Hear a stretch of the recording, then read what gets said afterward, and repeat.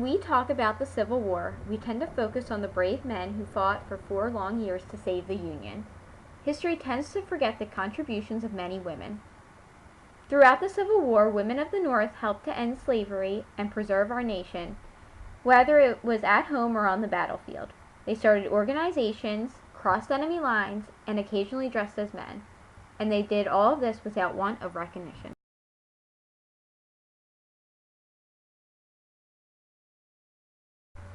Jenny Hodges was an Irish immigrant in Illinois when the war broke out in 1861. An independent and high-spirited young woman, she entered the Union Army in August of 1862 at only 19 years of age. It was then that she became Private Albert D.J. Cashier of the 95th Illinois Infantry. The first major battle she fought in was the siege of Vicksburg, where she was captured at an outpost. Cashier managed to escape, though, by knocking out her captor, stealing his gun, and outrunning the other 2 Confederates.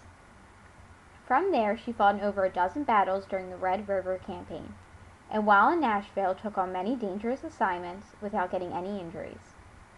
All throughout the infantry, Cashier was known for his bravery.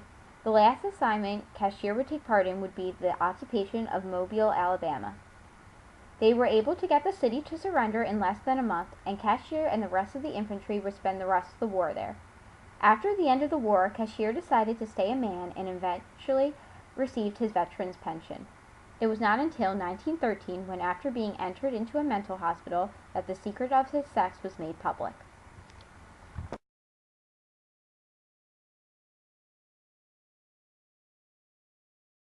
Other women did not fight independently, but rather alongside their husbands. Born in Illinois in the 1830s, Frances Louisa Clay later moved to Minnesota after marrying Elmer Clayton. After Lincoln issued the call for 75,000 men to volunteer to unite the nation, the Claytons decided to stick together. It was at this point that Frances Clayton became Jack Williams. Even though they lived in Minnesota, they signed up for the Missouri Regiment. Williams is said to have fought in the Battle of Fort Donelson, and throughout the entirety of the war was wounded twice and held prisoner once. Even when her husband was shot down at the Battle of Stones River, she stepped over his dead body and kept fighting. After being treated for being shot in the hip at Stones River, Clayton was found out to be a woman. After recovering, she was discharged and sent back home, where her story became popular with the papers at the time. The stories that were published only showed that of a devoted wife, rather than one of a strong soldier.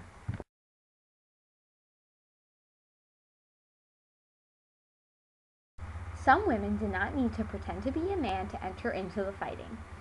Pauline Cushman was one of those women.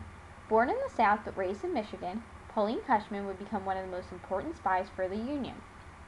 Originally an actress, in 1863 a new opportunity presented itself. Using her acting skills and incredible charm, she was able to become a camp follower of the Confederate troops in Kentucky and Tennessee. Dressed in lace and petticoats, she used her beauty to obtain significant information for the Federal Army. After being caught with secret papers, she was sentenced to be hanged. Luckily, because of a mixture of bad health and military interference, her sentence was never carried out. Union soldiers rescued her in Tennessee, where they then moved north. President Lincoln promoted her to an honorary major. Cushman would later die of an overdose of opium at the age of 60.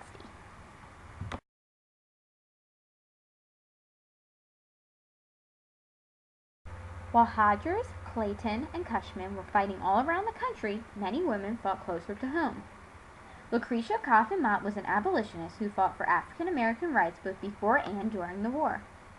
She was born in Massachusetts and became a teacher after graduating from a Quaker boarding school.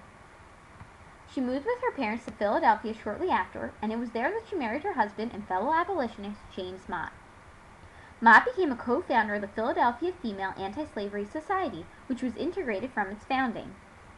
While attending the World's Anti-Slavery Convention in London, Mott met Elizabeth Cady Stanton. The two would become friends and allies in both abolition and the women's rights movement. While at the convention, the two women had to sit in a segregated area because the leaders did not want women's suffrage to become too closely tied with the ending of slavery. After the war, Mott became the first president of the American Equal Rights Association.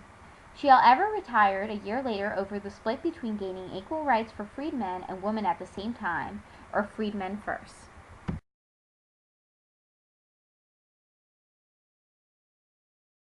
As earlier mentioned, Elizabeth Cady Stanton was a huge contributor to the Civil War. She was both an abolitionist and one of the main supporters of women's suffrage.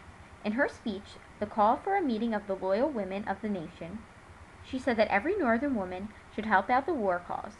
She stated, "Women is equal interested and responsible with man in the final settlement of this problem of self-government. Therefore, let none stand idle specters now." This speech would help many women realize their need to contribute more. Women at home became laundresses, cooks, and matrons. They would help sew uniforms and make band-aids for the wounded. They would do all this while also taking care of their families, which sometimes included holding full-time jobs. While we do not tend to mention the women of the Civil War very much, their contributions made all the difference.